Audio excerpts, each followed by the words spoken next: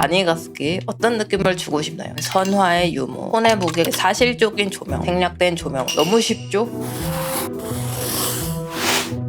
오늘은 그림체 만들고 싶은데 어떻게 하나요? 저는 그림체가 없어요. 제 그림체는 매력적이지 않은 것 같아요. 하는 질문들이 너무 많이 쌓여서 오늘 한번 정리하겠습니다. 자, 일단 사람들이 말하는 그림체가 무엇인지부터 짚고 가봅시다. 사실 그림체는 표준국어가 아닙니다. 사전에 등재된 거는 화풍이에요. 화풍은 그림을 그릴 때 그 특유의 표현 방식을 말하는 겁니다. 이렇게 뭐 팝아트나 큐비즘이나 아르누보나 르네상스 이런 화풍들이 있겠네요. 또 다른 쉬운 예시로는 고딕체, 명조체, 필기체, 세리프, 산세리프, 슬랩세리프 뭐 이런 식으로 같은 서체도 종류를 이런 식으로 구분을 할 수가 있습니다. 이처럼 그림에도 다양한 종류가 있어서 어떤 분위기나 느낌을 내냐에 따라 크게 화풍, 그림체라고 부르는 거죠. 우리의 그림도 큰 화풍으로 나눈다면 캐주얼이나 실사나 서브컬처풍, 모해풍 이렇게도 할 수 있겠네요. 개인적으로 느낀 게 그림을 그리는 사람들이 많아지면서 경쟁 심리나 불안감 때문에 그림체에 되게 집착하게 된 사람들이 많아진 것 같아요. 그래서 만약에 불안해서 그림체를 갖고 싶으신 분들이라면 오늘 강의 천천히 들으면서 마음 정리하면 될 것 같습니다. 그래서 다시 강의로 돌아가서 여기서 주목해야 할 게 있습니다. 따단 내가 정말 그림체를 갖고 싶다면 화풍에 대한 디테일한 이해와 구분이 필요하다. 이 그림체 그냥 짱이야, 나 이렇게 그리고 싶어, 이렇게만 생각하고 접근하면은 따라하지 못하게 돼요. 어설픈 흉내만 내게 됩니다. 정말 내가 원해서 이 그림체를 따라한 건지도 모르게 돼요. 하지만 이렇게 그림을 보고 이런 기법을 통해서 이런 느낌을 주는구나, 나도 한번 사용해볼까?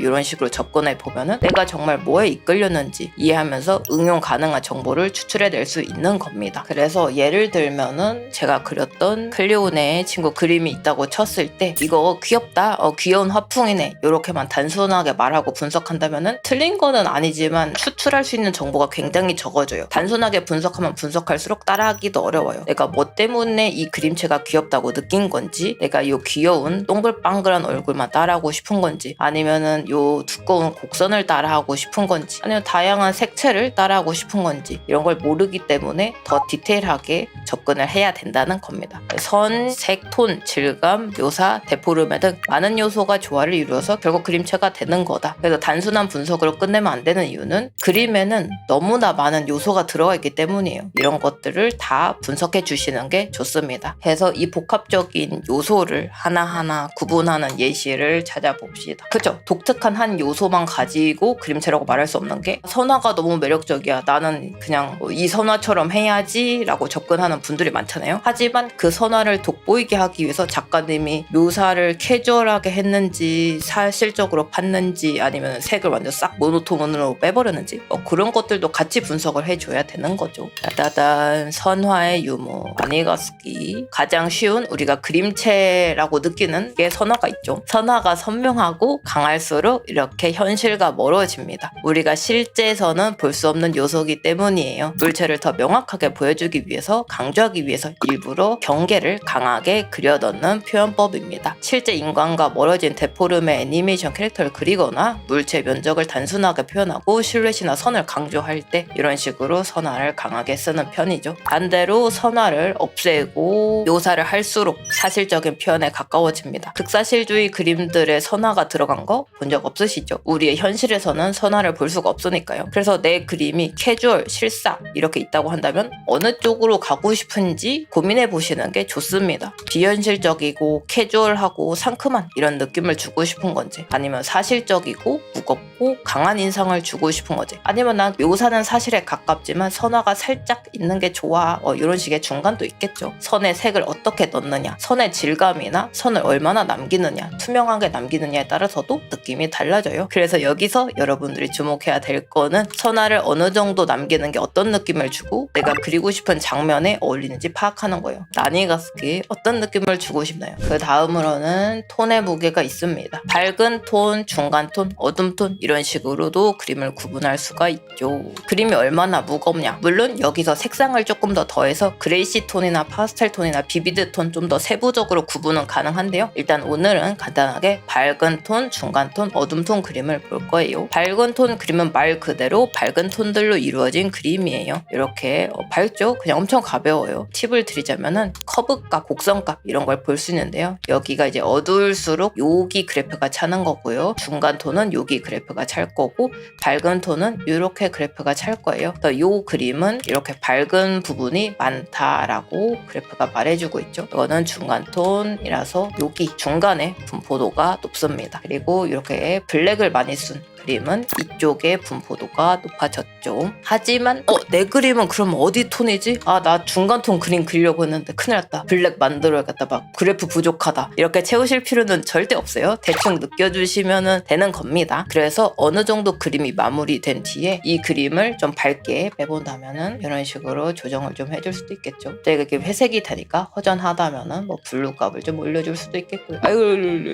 뭐 이런 식으로 하면은 확실히 느낌이 부드러워진다. 요즘 SNS에서 유행하는 뭐 그림들이 좀 미소녀, 밝음, 부드러움, 상냥함 좀 그런 걸 표현한 그림들이 마지막 보정 단계에서 이런 식으로 블랙을 끌어올리기도 합니다. 그리고 이 중간톤 그림은 안정적이죠. 어둠과 밝음에 치우치지 않고 고루고루 균등하게 묘사된 느낌이에요. 어떤 분위기도 잘 소화할 수 있을 것 같습니다. 다시 돌아가서 어둠톤 그림은 무게감이 엄청 확실하게 생기게 됩니다. 마이 멜로디, 시나모롤 같은 산리오 마스코트 같은 캐릭터들과는 안 어울리겠죠. 극적이고 무거운 분위기에 자주 쓰이는 톤입니다. 아마 무게감 있는 영화들이나 드라마에서 자주 볼 수 있는 톤이에요. 과한 명암비로 근경, 중경, 원경을 구분할 수도 있고 극적인 효과를 내는 그림들에도 자주 씁니다. 자, 그래서 결국 중요한 거는 이런 식으로 그림이 어느 정도 무게감을 가지고 있냐에 따라서도 우리가 느끼는 게 달라진다. 그래서 내가 사람들에게 어떤 무게로 다가가고 싶은가에 따라서 내가 그림을 어떤 톤으로 구상할지가 갈리는 거겠지요. 너무 쉽죠? 안 쉬우면 안 쉴 리가 없어. 그 다음은 이제 사실적인 조명과 생략된 조명으로도 표현을 구분할 수 있을 것 같습니다. 생략된 조명, 아마 서브컬처를 좋아하시는 여러분들에게 익숙한 셀식 채색을 말하는 겁니다. 톤을 간소화함으로써 물체에 부각하고 싶은 부분을 효과적으로 드러내거나 독특한 느낌을 줄 수가 있어요. 반대로 이렇게 사실을 기반한 빛은 그 현장에 있는 듯한 사실감을 전달해 줄 수도 있죠. 물론 적절히 섞어서 생략된 조명 안에서도 현장감을 줄 수도 있습니다. 이처럼 내가 현장감, 사실감을 전달하고 싶은 건지 비현실적인 캐주얼한 감각을 전달하고 싶은지에 따라서도 여러분들이 어떤 조명을 써야 될지 어떤 채색을 해야 될지가 갈리는 것입니다. 그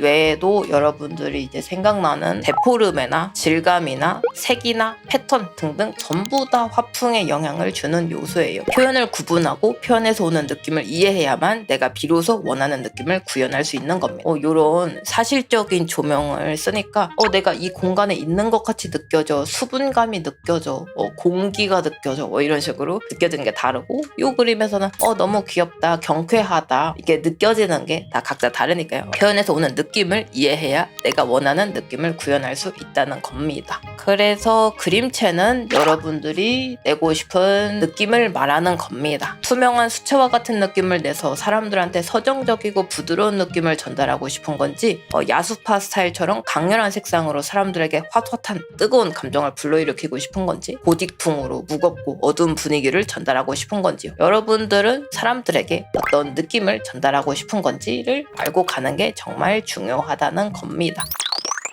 그래서 아까 우리가 살짝 봤던 거 있죠? 그거 봅시다. 자, 우리가 미술사에서 배우는 그림 화풍들이 좋은 예시가 될 것 같아요. 물론 이 그림이 아르누보 풍이야 뭐 고딕 풍이야 하고 구분은 할 수 있지만 또 화가 각자의 개성이 있으니까 관심 있는 화풍이나 작가님들이 있다면 더 들여다보시고 공부하는 거 잊지 마시고요. 아까 지나갔던 아르누보 풍입니다. 알폰스 무아시의 백일몽이라는 그림이에요. 아르누보 풍은 곡선과 장식을 강조한 스타일입니다. 특히나 우리가 선, 곡선, 흐름, 부드럽다 이렇게 느낄 수 있죠. 의도한 겁니다. 그리고 이 선을 부각하기 위해서 채색을 굉장히 간소화했죠. 그리고 선을 표현하기 위해서 여성의 긴 머리카락, 식물의 덩굴 등 자연적인 요소가 반복적으로 나타나고 있습니다. 이게 꽃도 예쁘게 있고 덩굴도 있고 다른 그림들 보면은 예쁜 동물이나 새 이런 것들로 잘 장식이 되어 있습니다. 전달하고 싶었던 게 여러 가지가 있겠지만 가장 우리에게 크게 와닿는 곡선의 아름다움이 이 작가님이 드러내고 싶은 느낌 느낌이 아니었을까요? 그래서 지금까지도 이런 곡선과 장식을 살린 스타일을 아르누보 풍이라고 부릅니다. 다음은 이게 뭐야?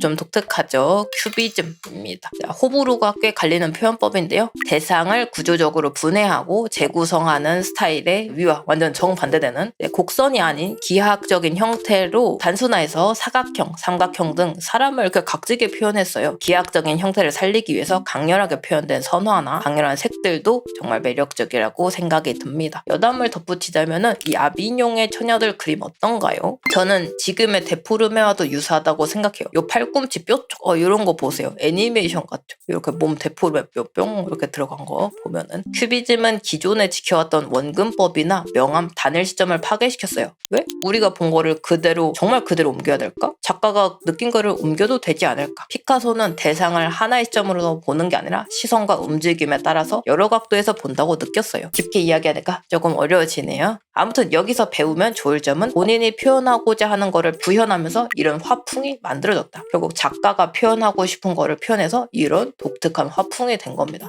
나는 곡선이 정말 아름답다고 생각해. 그러니까 난 곡선이 부각되는 이런 표현을 해볼 거야. 소재도 열심히 선정하고 선을 이렇게도 써보고 채색을 줄여도 보고 더 많이 채색도 해보고 많은 시도를 하셨겠죠. 이 그림도 마찬가지로 나는 다방면에서 본 거를 한번 내 그림 한 폭에 담아보고 싶어 하는 독특한 시도를 했기 때문에 이런 화풍이 된 것입니다. 이런 그림체를 그릴래 라고 접근하는 게 아니라 사람들에게 어떤 느낌을 주고 싶은 건지 뭘 표현하고 싶은지를 고민해 보셔야 하는 거예요. 그래서 여러분들이 그림체를 만들고 싶다 라고 한다면은 이런 식으로 다양한 작가님의 표현을 보는 것도 정말 도움이 많이 되겠죠. 내가 뭘 표현하고 싶은지부터 알아야 되니까요. 그리고 그 표현하고 싶은 거를 표현하기 위해서 어떻게 해야 되는 건지도 알아가야겠죠. 중요한 거는 조급해하지 않는 거예요. 그림체를 빨리 만들려고 하지 마세요. 왜? 여러분들은 아직 많은 것을 경험하지 않았기 때문이에요. 토끼도 그려보고 나무도 그려보고 그림도 여러 가지 그림을 그려봐야 여러분들이 좋아하는 것을 알 수 있고 그걸 심도 있게 파고들 수가 있어요. 하지만 경험이 별로 없는 상태에선 정보가 별로 없기 때문에 여러분들이 좋아한다고 생각했던 게 사실은 아닐 수도 있고 내가 추구한다고 생각했던 게 금세 식어버릴 수도 있어요. 최대한 여러분들이 사랑해서 지속적으로 추구할 수 있는 내가 가장 사랑하는 것들을 찾아야 돼요. 그러니 많은 경험을 하시고 많이 그려보세요. 그림을 시작한 지 이제 3년인데 저 그림체가 없어요. 이런 질문이 오면 3년인데 어떻게 있어?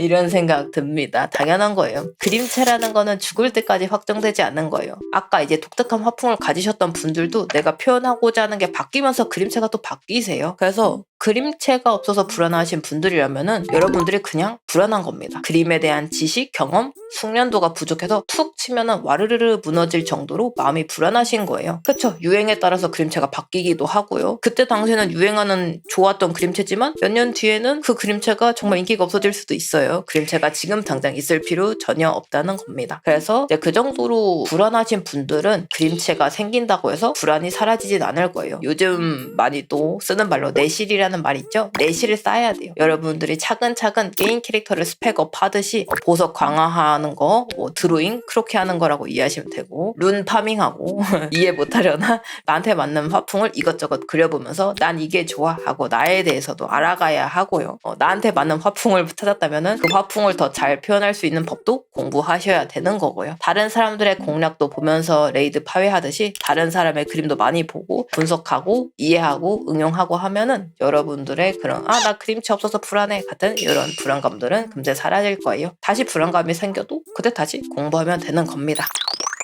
한 사람이 여러 그림체를 가질 수 있나요? 그쵸? 심화 과정에서 다루려고 냅둔 것도 있는데 보통 사람들이 원하는 그림체는 연속적인 그림체를 좀 원하죠. 내 그림체만으로도 무기가 되길 원하는 게 이제 여러분들이 또 원하는 거죠. 그래서 그림체를 여러 개 가지는 것도 어떤 쪽으로는 유리하겠죠. 다양한 일거리를 받을 수 있으니까. 근데 이제 그림체 하나로 쭉 밀고 가셔서 IP를 만드는 것도 괜찮은 방법이죠. 유행에 따른 그림체가 있는 것 같은데 본 그림체를 버려야 할 때도 있을까요?